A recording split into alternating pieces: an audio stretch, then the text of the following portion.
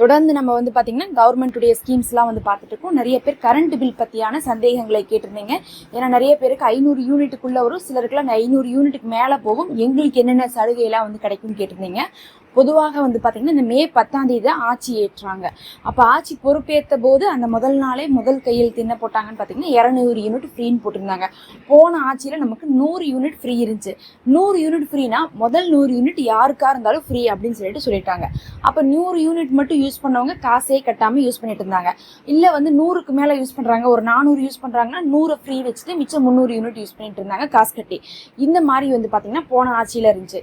ஆனால் இப்போ என்ன பண்ணியிருக்காங்கன்னு பார்த்தீங்கன்னா 200 யூனிட் ஃப்ரீ பண்ணியிருக்காங்க. இது எல்லாருக்குமான்னு கேட்டால் கிடையாது. 500 யூனிட்டுக்குள்ளே இருக்கிறவங்களுக்கு தான் வந்து இந்த 200 யூனிட் ஃப்ரீ. அப்போ 500 யூனிட்டுக்கு மேலே இருக்கவங்க என்ன பண்ணுவாங்கன்னு பார்த்தீங்கன்னா அவங்களுக்கு பழைய 100 யூனிட் ஃப்ரீ. புரியுதுங்களா? 500 யூனிட்டுக்குள்ளே நீங்கள் வந்து யூஸ் பண்ணிட்டு இருந்தா உங்களுக்கு 200 யூனிட்டும், 500 யூனிட்டுக்கு மேலே யூஸ் பண்ணிட்டு இருந்தா உங்களுக்கு 100 யூனிட்டும் ஃப்ரீ. இப்போ இது எப்போ இருந்து செல்லுபடி ஆகும்னு பார்த்தீங்கன்னா மே 10லேருந்து. மே 10க்கு முன்னாடியே உங்களுக்கு கரண்ட் பில்லுக்குலாம் வந்து நோட்டீஸ்லாம் வந்து கொடுத்துட்டு போயிட்டாங்க, இல்லை வந்து ரீடிங்லாம் எழுதிட்டு போயிட்டாங்கன்னா உங்களுக்கு பழைய காசு தான் நீங்கள் கட்டணும். ஆனால் மே 10க்கு மேலே நோட் பண்ணிட்டு போயிருக்காங்கன்னா உங்களுக்கு புது காசு. அப்போ முதல் 200 யூனிட்டை விட்டுட்டு நீங்கள் என்ன பண்ணணும், கணக்கு போடணும். இப்போ வந்து நான் வந்து ஒரு 300 யூனிட் யூஸ் பண்ணுறேன்னு வச்சுக்கலாம். எனக்கு வந்து பார்த்தீங்கன்னா 500க்குள்ளே தான் இருக்குது. அதனால எனக்கு முதல் 200 யூனிட் ஃப்ரீ அப்படிங்கிற கணக்கில் 300வது யூனிட் இருக்குது பாருங்கள், 200லேருந்து 300வது யூனிட், அந்த 100 யூனிட்டுக்கு மட்டும் நான் காசு கட்டினா போதும். அதே மாதிரி நீங்கள் வந்து பார்த்தீங்கன்னா ஒரு 450 யூனிட் யூஸ் பண்ணுறீங்கன்னா முதல் 200 யூனிட் ஃப்ரீ, மிச்சம் 250க்கு தான் நீங்கள் வந்து காசு பே பண்ண போகிறீங்க. இதில் என்ன விஷயம்னா உங்களுக்கு 200 யூனிட்டுக்கு மேலே இருந்து 400 யூனிட் 450 யூனிட் வரையும் வந்து வரக்கூடிய காசுங்கிறது 4.25 ரூபா. 450 யூனிட் 500 யூனிட்லேருந்து பார்த்தீங்கன்னா உங்களுக்கு 400லேருந்து 500 வரையும் வரக்கூடிய காசு 6 ரூபா. அப்போ வந்து 200 to 400 உங்களுக்கு 4.25 ரூபா, 400 to 500 6 ரூபா, அந்த மாதிரி 500க்கு மேலே போகிறவங்களுக்கு 2000 ரூபாய்க்கு மேலே போயிடும் மாச பில்லு. இப்படி வந்து பார்த்தீங்கன்னா ஒரு லிமிட் வச்சுருக்காங்க. அப்போ இப்போ நான் வந்து ஒரு 400 யூனிட் யூஸ் பண்ணுறேன்னு வச்சா நான் என்ன கணக்கு போடணும்னு பார்த்தீங்கன்னா அந்த 200 யூனிட் ஃப்ரீயை கழிச்சிட்டு அந்த 200க்கு அப்புறம் இருக்கக்கூடிய மிச்சம் 200 யூனிட்டுக்கு 4.25 ரூபாங்கிற கணக்கில் நான் வந்து போட்டு பார்க்கணும். இல்லை நான் 500 யூனிட் யூஸ் பண்ணிட்டேன்னா 300வது யூனிட்லேருந்து 400வது யூனிட் இருக்குது பாருங்கள், இந்த 200க்கு அப்புறம் வரக்கூடிய 200 யூனிட்டுக்கு நான் 4.25 ரூபாவும், அதுக்கப்புறம் வரக்கூடிய மிச்சம் 100 யூனிட்டுக்கு வந்து நான் 6 ரூபாவும் கனெக்ட் பண்ணும். அப்போ வந்து ஒட்டுமொத்தமாக ஒரே ரேட் வராது, உங்களுக்கு யூனிட்டுக்கு யூனிட் மாறும். நானே 500 யூனிட் யூஸ் பண்ணால் கூட நம்ம என்ன எப்படி கால்குலேட் பண்ணணும்னு சொன்னேன், முதல் 200 ஃப்ரீயை போட்டு அடுத்த 200க்கு 4.25 ரூபா போட்டு அடுத்த 100க்கு 6 ரூபா போடணும். இப்படி தான் நம்ம கால்குலேட் பண்ணி நம்ம காசு கட்டுற மாதிரி வரும். இதில் ஒரு ப்ளஸ் என்னன்னு பார்த்தீங்கன்னா 500 யூனிட்டுக்கே இப்போ 1000 சில்லறையெல்லாம் வந்துட்டு இருந்துச்சு. இப்போ 200 யூனிட் ஃப்ரீ பண்ணியிருக்கனால கொஞ்சம் கம்மியாக வரும். ஆனால் நமக்கு என்ன வந்து ரொம்ப முக்கியமாக நம்ம கேட்டுட்டு இருக்கோம்னா மாதத்துக்கு ஒரு தடவை ரீடிங் எடுங்கன்னு கேட்டுகிட்டே இருக்கோம். அதுதான் வந்து பார்த்திங்கன்னா இதுவரை யாருமே வந்து அமல்படுத்தாமல் இருக்காங்க. இந்த தடவையும் அதை பற்றியான அறிவிப்புகள் வரல. நிறைய பேர் கேட்டாங்க மாதத்துக்கு ஒரு தடவை எடுப்பாங்களான்ட்டு. இல்லை, இன்னும் அதை பற்றி எதுவுமே சொல்லலை. ஒருவேளை பிற்காலத்தில் எடுக்கிறதுக்கான வாய்ப்பு இருக்குது, அதை வந்து சொல்லலை. இப்போதைக்கு வந்து பார்த்திங்கன்னா 500க்குள்ளே இருக்கிறவங்களுக்கு 200 யூனிட்டும் 500க்கு மேலே இருக்கிறவங்களுக்கு 100 யூனிட்டும் ஃப்ரீ அப்படிங்கிறது மட்டும் வந்திருக்கு.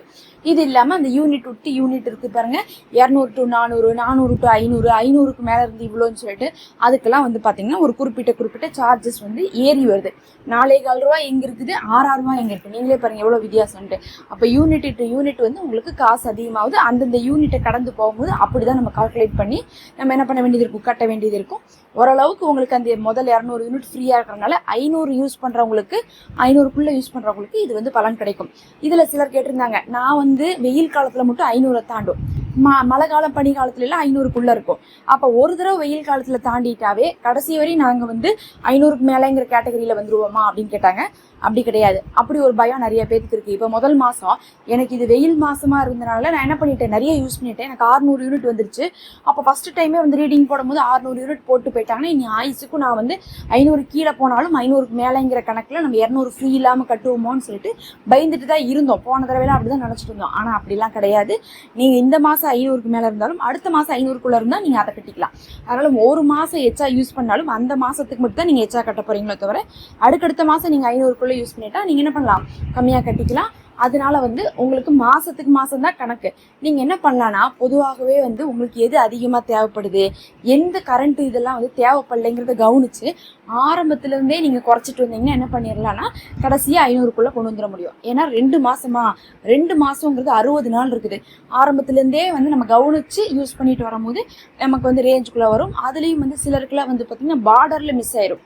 பார்த்தீங்கன்னா 530 யூனிட் வந்திருக்கும், அவங்க 500 தாண்டி இருப்பாங்க, அதுக்காக போய் அவ்வளோ காசு கட்டிட்டு இருப்பாங்க. அந்த மாதிரிலாம் வரும்போது நீங்கள் என்ன பண்ணணும்னா ஒரு மாதம் முடியும் போது பாதி நாள் முடிஞ்சிச்சுன்னு சொல்லிட்டு ரீடிங்கை செக் பண்ணி வச்சுக்கோங்க. கடந்த மாதத்துடைய ரீடிங்கு இந்த மாதத்துடைய ரீடிங்கை பார்த்து செக் பண்ணி வச்சுட்டு இன்னும் வந்து 500 வர்றதுக்கு இத்தனை யூனிட் இருக்குன்னு சொல்லிட்டு கணக்கு போட்டு வச்சுக்கோங்க.